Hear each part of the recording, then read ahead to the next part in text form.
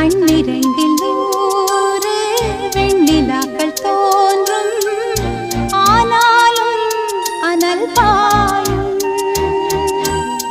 நாடி எங்கும் ஏதோ நாத வெள்ளம் ஓடும், ஆனாலும் என்னதாகும்.